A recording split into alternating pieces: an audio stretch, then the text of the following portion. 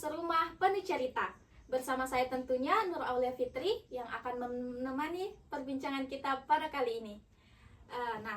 Berbicara tentang parenting anak, tugas orang tua itu tidak hanya sekedar membesarkan anak, tetapi di mana mereka juga mampu mendidik, memahami dan mendengarkan serta tumbuh bersama anak. Dan bagaimana memberikan parenting yang sesuai di tengah derasnya arus digitalisasi ini. Nah, dan tentunya di sini saya tidak sendiri karena saya sudah ditemani oleh narasumber luar biasa yang cantik dan baik hati, ibu 2 orang anak dan sekaligus seorang guru. Yang dimana dia itu mampu menjalankan perannya dengan penuh tanggung jawab dan kasih sayang. Langsung saja kita sambut Ibu Dian Utami.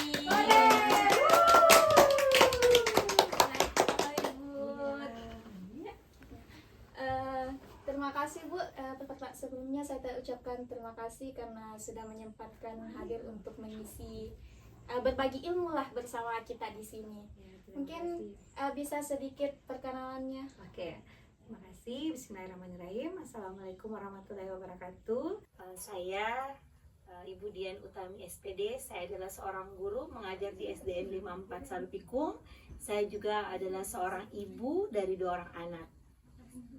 Nah, kali ini Bu, kita akan ngobrol santai nih seputar tentang parenting, bagaimana pola asuh yang baik, bagaimana apa kesalahan-kesalahan kecil yang terkadang tidak disadari oleh orang tua, dan mungkin tips-tips parenting lah yang akan Ibu bagikan kepada kita di sini.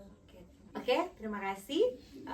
Terkhusus untuk saya adalah orang tua di sini, saya akan merasa sangat terbuka untuk anak-anak saya. Saya akan memberikan dia kasih sayang dan perhatian yang cukup. Saya akan memberikan konsisten utama atau memberikan aturan-aturan yang memang harus dilaksanakan oleh anak-anak saya, dan yang pastinya adalah komunikasi terbuka terhadap anak. Bagaimana kita bisa berbicara dari hati ke hati terhadap anak supaya perkembangan fisik dan mental anak itu bisa kita kontrol dengan baik. Menurut Ibu nih, kan sebagai orang tua juga sebagai guru, seberapa penting sih peran orang tua dalam mendidik anak, dalam membentuk karakter anak? Oke, sangatlah penting karena anak-anak itu bertumbuh dengan apa yang kita berikan kepada anak itu. Contoh seperti kita kalau seorang guru, apa yang kita lakukan, anak-anak kan sistemnya meniru dari apa yang kita lakukan. Jadi otomatis dari parenting ini, dari cara kita berproses terhadap anak, usahakan anak-anak apa yang kita lakukan, contoh yang baik dari diri kita, anak-anak juga bisa melakukannya dengan baik. Nah, jadi teman-teman kita bisa ambil kesimpulan, jadi peran orang tua itu sangat penting lah bagi perkembangan anak tadi seperti yang dikatakan Ibu Dian. Oke, selanjutnya nih Bu, saya penasaran nih, kan Ibu juga di sekolah itu menghadapi banyak anak-anak lah, istilahnya menghadapi banyak anak-anak, kemudian pulang ke rumah Ibu hadapi 2 orang anak Ibu tadi. Nah, apa yang menjadi tantangan Ibu dalam dalam mendidik anak Ibu di rumah? Oke, terima kasih. Untuk anak, terkhususnya anak saya di rumah, jadi otomatis saya sangat betul-betul mengajarkan bagaimana anak saya itu merasa nyaman terhadap saya. Pertama itu seperti itu, dia harus merasa bahagia dulu dengan saya. Jadi ada sesuatu yang bisa poin penting untuk saya jika anak saya itu merasa dia lagi tidak baik-baik saja. Jadi dia ada keterbukaan terhadap saya, dan saya bisa juga memberikan kasih sayang yang mereka butuhkan. Tetapi saya juga punya aturan-aturan yang memang harus mereka patuhi dalam rumah, seperti itu. Wah, tadi menarik sekali nih teman-teman. Tadi Ibu bilang ada apa tadi Bu, aturan-aturan yang diterapkan Ibu nih. Mungkin bisa disampaikan kepada orang tua di rumah seperti di sini Ibu. Untuk terkhusus untuk anak-anak saya di rumah, saya sudah mengatur tentang bagaimana aturan yang ada di rumah. Jadi dia harus konsisten dengan aturan yang sudah kita terapkan. Contoh, jam tidur. Jadi jam tidur mereka itu pas pulang sekolah otomatis mereka melaksanakan, sudah ada aturan bahwa pulang sekolah makan lalu tidur. Itu tidak boleh tidak dilaksanakan karena itu sudah aturan dalam rumah. Kan kita tahu nih Bu, maksudnya orang tua parentingnya itu berbeda-beda. Pasti setiap orang tua beda caranya mendidik anaknya. Nah, kesalahan-kesalahan kecil apa yang mungkin bisa ibu lihat yang kayak terkadang dilakukan orang tua tanpa mereka sadari? Oke, ini menjadi PR juga buat saya. Kadang kita itu selalu mengiyakan,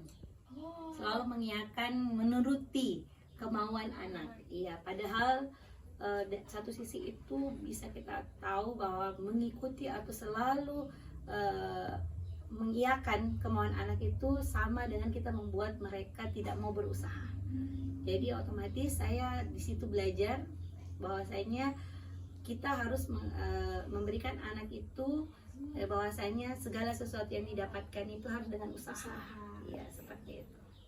Gini Bu, kan anak-anak itu ada anak-anak yang ketika mereka pulang dari sekolah, mereka itu langsung menceritakan apa yang dia lakukan di sekolah. Misalnya mereka langsung cerita, ibu tadi belajar ini kak di sekolah, tadi lakukan ini, kegiatanku ini di sekolah. Tapi ada juga tipe anak yang dia itu menceritakan apa yang dia lakukan di sekolah ketika baru sudah ditanya oleh orang tua. Saya tanya, tadi belajar apa nak? Baru nak jawab. Nah, tipe anak ibu ini, kan ibu punya 2 orang anak nih. Tipe anak itu dia langsung menceritakan atau tunggu ditanya dulu baru bercerita. Kebetulan saya sudah ada kebiasaan dari dulu. 2 anak saya ini, saya selalu apabila saya pulang sekolah, mereka saya jemput. Contoh anak saya yang pertama kayak Aurel kan dia tamat di SD 54 Salupikung. Jadi saya tahu bagaimana dia berproses di sekolah karena saya sekaligus jadi guru dan orang tuanya. Jadi setiap dia pulang saya selalu bertanya. Pertanyaan pertama saya ketemu dengan anak saya pulang sekolah, bagaimana tadi di sekolah. Jadi otomatis dia langsung menceritakan. Contoh anak saya yang kedua ini, dia kebetulan dia sekolah di SD IT Al Basira. Jadi otomatis dia sudah intinya setiap dia naik kendaraan pasti dia bilang tadi toh begini. Jadi sudah ada kebiasaan yang saya lakukan, sudah saya terapkan kepada anak saya. Apabila saya bertemu dia langsung dengan dari dia pulang sekolah, ada pertanyaan yang muncul. Jadi pada saat meskipun saya tidak menyampaikan tadi bagaimana, dia langsung begini, bunda tadi begini loh di sekolah, kayak Izam itu baru naik motor tadi begini seperti ini. Jadi dia selalu menceritakan hal-hal yang terjadi dengan di sekolahnya, dia dengan teman-temannya. Jadi kadang pasti saya tahu itu apa, ada kejadian yang tidak mengenakan apabila dia pas naik motor langsung kayak cemberut, pasti ada sesuatu hal yang tidak bagus. Jadi otomatis tanpa dia ceritakan saja, jadi nanti saya sambil dia dibawa di atas kendaraan pasti saya langsung tanya tadi kenapa. Jadi sudah ada komunikasi awal memang. Jadi sudah tercermin sudah tertanam memang di anak saya bahwasanya apabila saya pulang dari sekolah saya harus menceritakan kepada bunda saya apa yang terjadi. Jadi sudah tertanam dari kecil seperti itu. Jadi sudah menjadi kebiasaan. Iya, jadi tidak tunggu ditanya lagi. Nah, iya, jadi sudah menjadi kebiasaan mereka apabila dia ada kegiatan-kegiatan, jadi sudah ada komunikasi. Memang saya selalu memberikan komunikasi terbuka terhadap anak saya. Kayak komunikasi terbuka nih teman-teman, penting sekali itu untuk anak-anak kan, supaya maksudnya itu Bu, komunikasi terbuka. Apa pentingnya komunikasi terbuka untuk anak? Iya, sangat-sangat penting karena kita kan tidak 24 jam bersama anak. Jadi otomatis kalau kita berkomunikasi terbuka terhadap anak, otomatis mereka itu tidak ada kebohongan. Istilahnya dia tidak takut. Maksudnya ada sesuatu yang memang perlu dia ceritakan kepada kita. Contoh dia namanya kita di sekolah, anak kita di sekolah pasti ada yang saling mengusik, saling mengganggu, atau ada sesuatu hal yang memang harus diceritakan. Jadi otomatis dia sudah tahu batasan-batasan. Oh, ini yang bisa saya ceritakan kepada orang tua saya. Nanti saya sampaikan kepada ibu saya seperti ini, seperti itu. Jadi itu namanya komunikasi terbuka. Jadi mereka tidak terbebani dengan apa yang mereka alami di sekolah, yang nanti dia takut mau menyampaikan ke orang tuanya. Jadi otomatis ada sesuatu hal yang memang dia sudah tahu, bilang oh ini harus saya tanya sama bunda saya ini bahwa oh begini tadi di sekolah. Cut dulu kawan-kawan.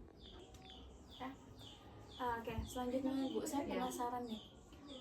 Menurut Ibu, bagaimana peran orang tua dalam mengontrol emosional anak, kemampuan emosional anak nih? Oke. Kalau untuk saya pribadi, saya selalu bisa melihat ekspresi anak saya. Biasa kalau dia kayak lagi cemberut, kamu lagi marah, kamu lagi bersedih. Saya selalu mau melihat sikap anak saya. Jadi ada keterbukaan antara saya dan anak saya, dan saya juga bisa melatih empati mereka, dan mungkin bagaimana dia bersikap kepada saya, orang tuanya, dengan orang lain. Jadi otomatis anak saya itu bisa tahu bagaimana batasan-batasannya. Apabila dia lagi marah, contoh lagi marah, bagaimana saya harus berekspresi terhadap orang yang ada di sekitar saya. Contoh juga seperti dia melakukan kayak mengotori sesuatu atau memberantakan sesuatu, jadi harus dia kembalikan lagi ke tempat semula. Itu emosi yang harus kita tahu anak-anak dari masalah dia dia sedih dengan apa-apa yang dia lakukan, kan itu emosi semua itu. Bagaimana anak kita bisa kendalikan. Contoh seperti dia menghamburkan barang, otomatis kamu bertanggung jawab untuk membereskannya kembali. Dia lagi bersedih, kasih dia ruang untuk tenang dulu, nanti kita bisa berbicara kepadanya, kamu kenapa, seperti itu, supaya anak itu lebih sedikit itu seperti kembali, yaitu ada komunikasi antara kita dengan anak dengan baik. Jadi tidak misalnya kalau misalnya melakukan kesalahan tidak langsung dimarahi. Enggak, kita lihat dulu, maksudnya kadang kita namanya manusia biasa, tidak anak-anak kita itu pastilah, kita juga bukan orang tua yang sempurna. Anak-anak kita juga, kita tidak harus menuntut dia harus seperti ini, karena anak-anak itu bukan istilahnya, bukan dia harus seperti mau kita. Karena anak-anak itu kayak contoh saya punya anak 2, karakter anak saya dan anak pertama dan kedua itu tidak mungkin harus sama, jadi pasti berbeda. Jadi saya berupaya bisa menempatkan diri saya dengan bisa menjadi orang tuanya, bisa menjadi temannya, bisa menjadi juga orang lain. Dalam artian menjadi orang lain itu seperti saya harus tahu batasan dia, bahwasanya melakukan kesalahan tidak mesti harus kita memberikan langsung hukuman, tetapi kita mengajari anak ini bahwasanya itu salah. Jadi tidak langsung diberi hukuman, tidak langsung dimarahi. Apalagi kita langsung memberi fisik. Alhamdulillah anak saya sampai umur 14 tahun ini saya berusaha untuk tidak memberikan hukuman fisik. Tapi namanya kita orang tua itu ya pastilah kita membentak, tapi dalam artian ada batasan-batasan yang memang harus kita lakukan. Tapi alhamdulillah untuk anak saya, dia tidak melakukan hal-hal yang istilahnya di luar maksudnya yang sudah fatal seperti itu. Jadi karena adanya komunikasi terbuka tadi itu, jadi kita bisa mengatur, istilah bukan mengatur sih, tapi bisa mengontrol emosi anak kita sendiri. Jadi itulah pentingnya komunikasi terbuka. Komunikasi terbuka. Untuk saya pribadi itu komunikasi terbuka itu adalah hal terpenting dalam mendidik anak. Iya, jadi jangan menempatkan diri kita bahwasanya saya adalah orang tua yang harus kamu hormati.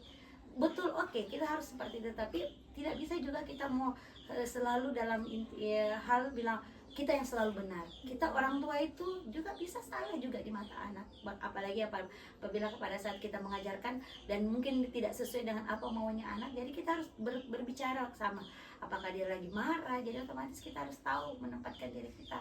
Ya, tidak mesti harus jadi orang tua yang harus bagaimana, tapi tetap kita punya aturan-aturan yang memang sudah memang anak kita harus tahu seperti itu. Nah, tak terasa nih Bu, kita sudah sampai di pertanyaan terakhir, dan ini tuh penting sekali juga untuk orang tua yang ada di luar sana. Nah, mungkin mungkin ada pesan dari Ibu untuk orang tua yang ada di luar sana, orang tua muda atau bahkan calon orang tua. Mungkin ada pesan dari Ibu? Oke, terkhusus untuk saya pribadi, saya selalu memberikan 3 unsur penting dalam bagaimana kita bisa melatih diri kita menjadi orang tua, dan supaya anak kita itu bisa menjadi dekat terhadap kita. Yang pertama itu adalah kasih sayang dan perhatian. Itu sangat penting bagi anak-anak kita, bagaimana kita menempatkan diri kita menjadi orang tua. Yang kedua itu adalah konsisten aturan, bagaimana kita menerapkan aturan-aturan yang ada supaya anak kita itu bisa menjadi anak-anak yang disiplin. Yang terakhir adalah komunikasi terbuka. Itu yang sangat penting, bagaimana kita bisa menempatkan diri kita menjadi orang tua yang baik, orang tua yang bijak, supaya anak-anak kita itu tumbuh menjadi anak-anak yang hebat dan anak-anak yang bahagia. Nah, itu tadi 3 pesan yang sangat luar biasa dari Ibu. 3 pesan singkat namun penting yang harus yang mungkin bisa diterapkan oleh ibu-ibu yang ada di luar sana.